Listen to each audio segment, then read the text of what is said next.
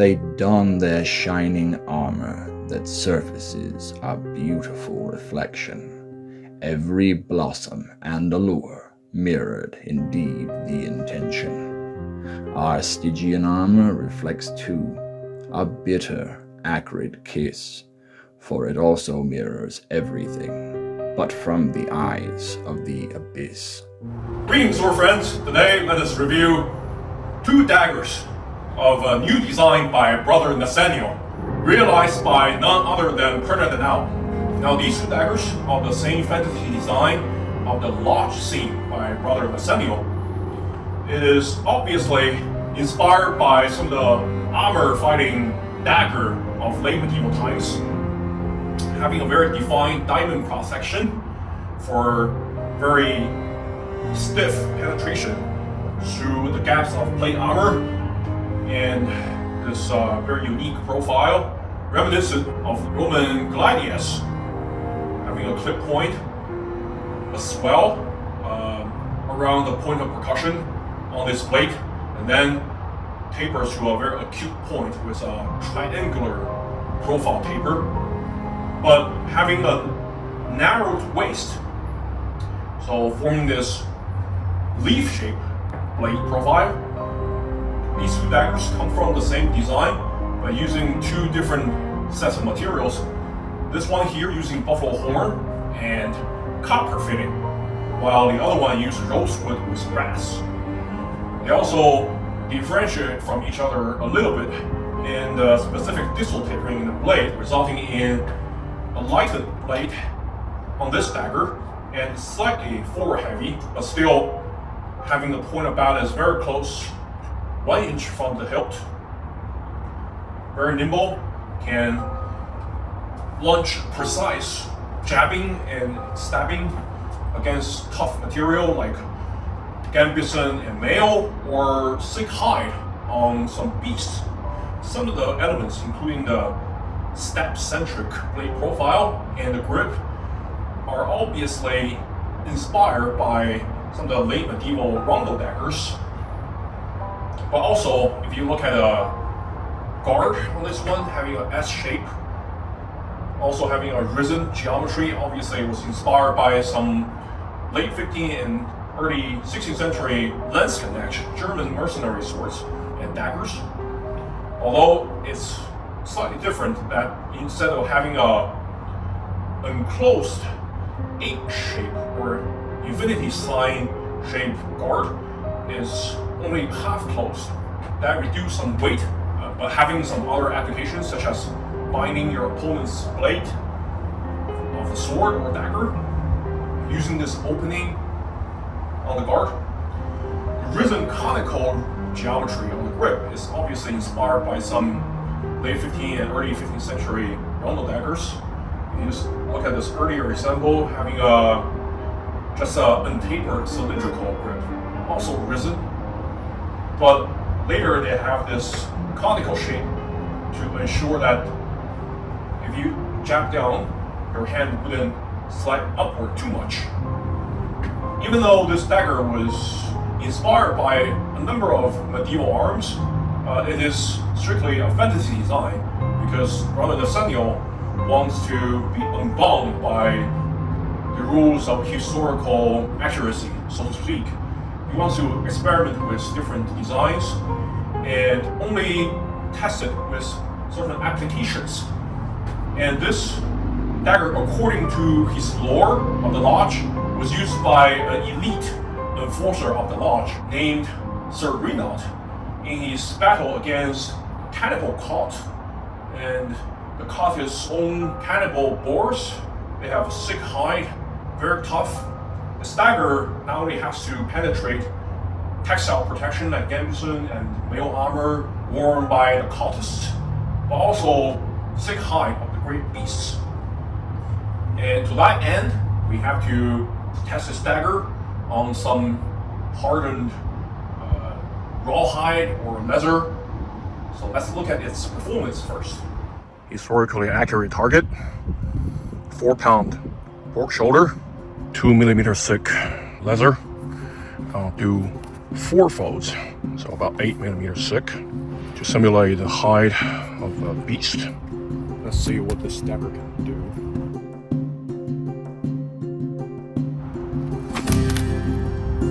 So, winding about 2 inches, 2.5 inches up to this point, and you can see the fat, the meat, and the blade. So, enter about this long. The entry wound. So the broadening tip definitely contributes to that. Roughly the same result. To this point, entering into the flesh, 2 inches penetration. So center this much, casual thrust.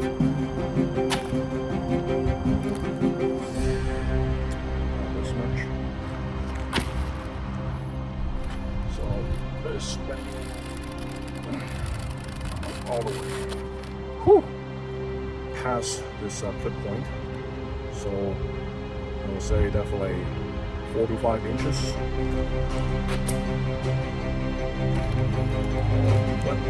All the way in. Look at this. So you can see the mark on the blade. Definitely past this clip point. 5 inches in penetration. Let's see whether it can cut. It's a very stout edge, not meant for cutting. Let's see. Like I said, these are more worrying, harassing cuts, but against naked flesh, look at how he cut went. It's such a long wound channel here. See here? It's still winding about, say, 1.5 inches. That will be very painful. You see some profuse bleeding. Look at the cross section. So stout. The angle is about 60 degrees because of how thick it is, but how tapered, how narrow it gets. So definitely not a cutting oriented dagger, but this point can concentrate some force. So we'll make the first entry and then take the rest of the edge into the flesh. So effective against naked flesh. I've seen its penetration against thick leather. It's definitely able to penetrate 8mm thick leather and still jabbing 2 inches to reach the vital organs or the chest cavity of the great beast. It has no problem penetrating textile protection and gambeson. And I'm pretty sure this tip geometry, just like the rondel dagger, rather thick, narrow, acutely tapered, and penetrate rings of riveted mail just fine. Also, if you look at the grip's cross section, you can see that right under the guard, below the copper ferrule, it's definitely a more oval cross section rather than cylindrical. So if you have need for this edge, obviously you can still have some sense of edge alignment. And initially, I thought this thick and narrow blade cross section wouldn't do much damage, especially when I feel the edge. It's not quite sharpened. Just like any medieval rondel dagger, when this edge is basically blunt, you can still lash out on someone's face and hurt them, but it's not going to cut much. I test this against naked flesh, and it cut in 1.5 inches deep, 4 inches wide wound channel, which is quite surprising because that was just a quick snap like this, not even a full blow. So definitely against someone's naked flesh, been protected by clothing and armor, yeah, like their face, it's gonna hurt them greatly. It's gonna create a deep wound. If it's anywhere on their head, face, neck, it'll instantly incapacitate them, cause of profuse bleeding and such. And jabbing and stabbing is definitely effortless through gambeson and mail. This dagger definitely can function as both a dagger and a rondel dagger, sort of 2-in-1. in terms of practicality, which I really enjoy. And Purna Darnal really nailed this execution on this model. The fit and finish is his highest level. The central ridge on the dagger is arrow straight, very symmetrical blade, and very little rippling as well. The decorated ricasso has some contour and two groups of fluted geometry just above the ricasso, forming an arrow, which looks great. On both sides of the ricasso, there are copper-inlaid cross, which just adds some air of refinement. If you look at the blade, it has this leaf shape, very elegant and sophisticated, more so than the usual rondel dagger.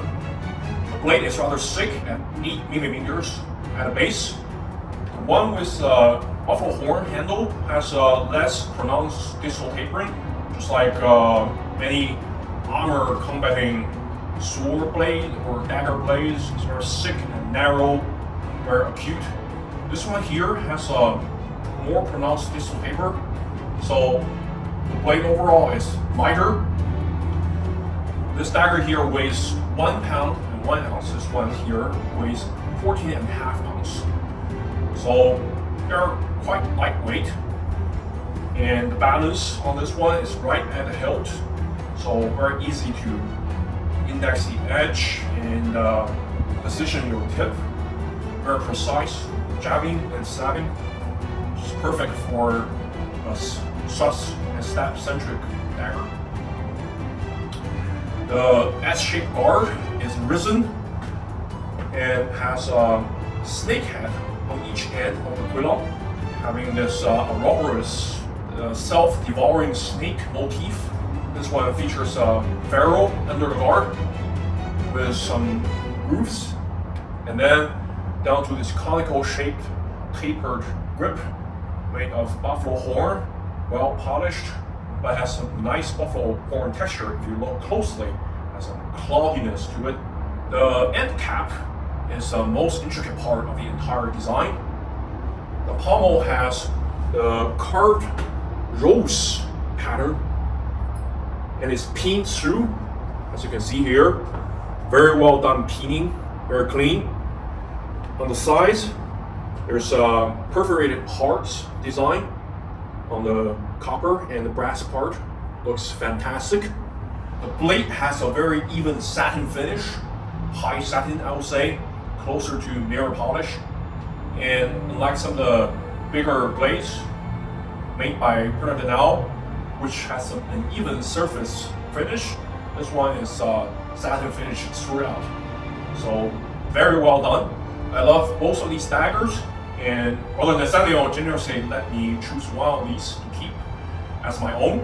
So thank you immensely for his, once again, generosity. And he's gonna keep this wood and brass example himself.